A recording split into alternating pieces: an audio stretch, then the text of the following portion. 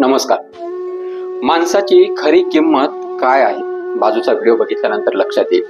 आपण आयुष्यभर म्हणत राहतो, माझा मुलगा, माझी मुलगी, माझं कुटुंब, माझे नातेवाईक, माझा हा, माझा तो.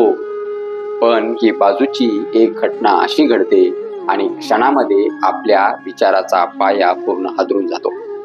हरियाणातील एका वृद्धाश्रमामध्ये राहणाऱ्या एका वडिलाचं निधन झालं.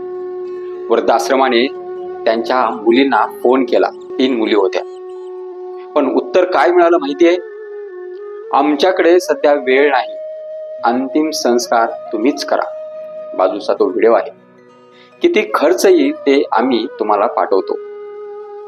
याहूनही वेदनादायक गोष्ट म्हणजे एका मुलीनं व्हिडिओ कॉल करा, मी व्हिडिओ कॉलद्वारे पाहते, येण्याची गरज नाही असं सांगितलं. यावरनं एक गोष्ट लक्षात येते आणि प्रश्नही निर्माण होतो, माणसाची किंमत काय?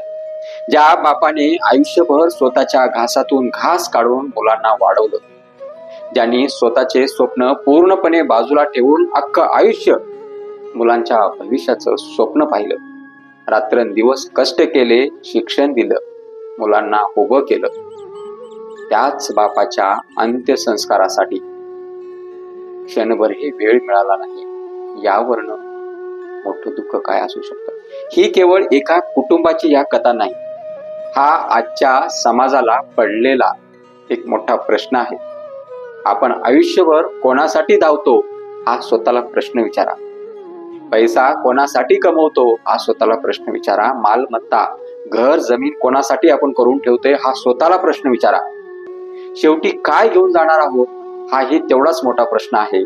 पण आपल्याला त्याचं उत्तर माहिती असताना आपण माहिती नाही असं दाखवतो.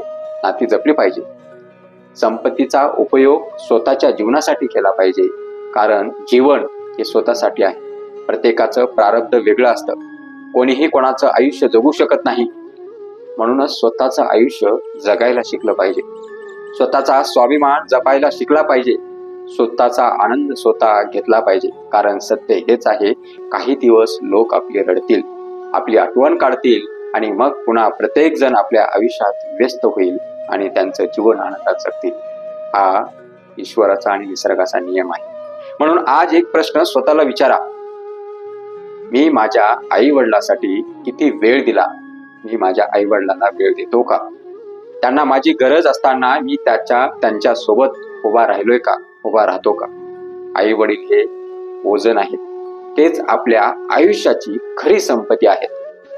पैसा पुन्हा कमवता येऊ शकतो, पण आई वडील एकदा गेले तर कोणत्याही किमतीवरती, कितीही पैशावरती ते परत आणता येत नाही.